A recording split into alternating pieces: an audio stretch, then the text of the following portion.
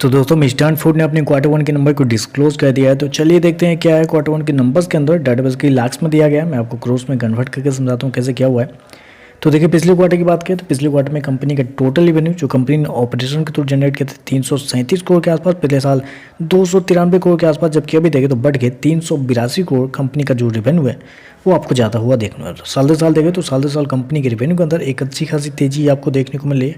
Almost बोल सकते हैं 30% के आसपास का जंप आपको देखने को मिला है। वहीं अगर क्वार्टर क्वार्टर जाते हैं तो क्वार्टर क्वार्टर भी कंपनी के रेवेन्यू के अंदर ऑलमोस्ट बोल सकते हैं भाई कि आप 15 से 16% के आसपास की तेजी है। तो क्वार्टर क्वार्टर साल दर साल कंपनी के रेवेन्यू के अंदर एक अच्छी खासी तेजी आपको देखने को मिल रही है।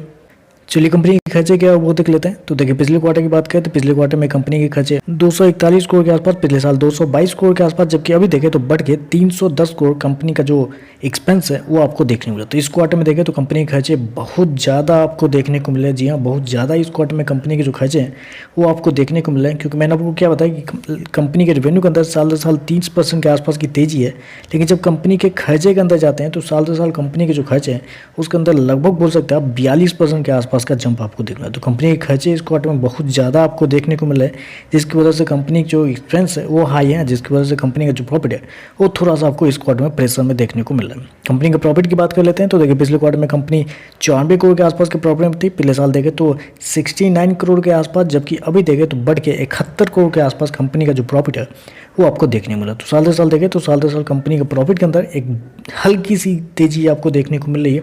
ऑलमोस्ट बोल सकते हैं वहाँ पे 3% के आसपास का जंप आपको देखने को मिल रहा है। और क्वार्टर क्वार्टर जाते हैं तो क्वार्टर क्वार्टर कंपनी का प्रॉफिट के अंदर गिरावट भी आपको देखने को मिला है। हालांकि इस क्वार्टर में कंपनी का प्रॉफिट थोड़ा सा बेहतर है और उसके पीछे का पूरा योगदान आप कंपनी के टैक्स को दे सकते हैं, क्योंकि इस क्वार्टर में कंपनी को टैक्स के रूप में मात्र 67 लाख का टैक्स देना पड़ा है, जबकि पिछले साल कंपनी को 2.3 करोड़ का टैक्स देना पड़ा था और पिछले क्वार्टर में भी 1.5 करोड़ के आसपास का टैक्स। तो कंपनी का टैक्स इस क्वार्टर में कम है, जिसकी वजह से कंपनी का प्रॉफिट आपको थोड़ा सा साल दर साल बढ़ता हुआ देखने को मिल रहा है, क्योंकि टैक्स हटा के देखें तो कंपनी का प्रॉफिट जो है वो आपको साल दर साल हल्का सा गिरता हुआ भी देखने को मिल रहा है। ईपीएस की बात कर लेते हैं तो देखिए पिछले क्वार्टर में 91 पैसे, पिछले साल 69 पैसे, अभी देखें तो गिर के 67 पैसे के आसपास आपको देखने को मिले। तो कंपनी के ईपीएस भी देखें तो आपको साल दर साल क्वार्टर क्वार्टर गिरते हुए देखने को मिले। ओवरऑल देखें तो कंपनी के अंदर थोड़े से मायूस करने वाले देखने को मिले, क्योंकि रेवेन्यू तो बहुत शानदार कंपनी दिया है, रेवेन्यू के अंदर तेजी है साल दर साल क्वार्टर क्वार्टर दोनों, लेकिन उसके बावजूद देखें तो कंपनी के एक्सपेंस की वजह से कंपनी का जो प्रॉफिट है वो आपको साल दर साल क्वार्टर क्वार्टर गिरता हुआ देखने को मिल रहा है। तो चलिए बस आज के लिए बस इतना ही। वीडियो पसंद आए तो लाइक कीजिएगा, साथ में साथ चैनल को सब्सक्राइब जरूर कीजिएगा।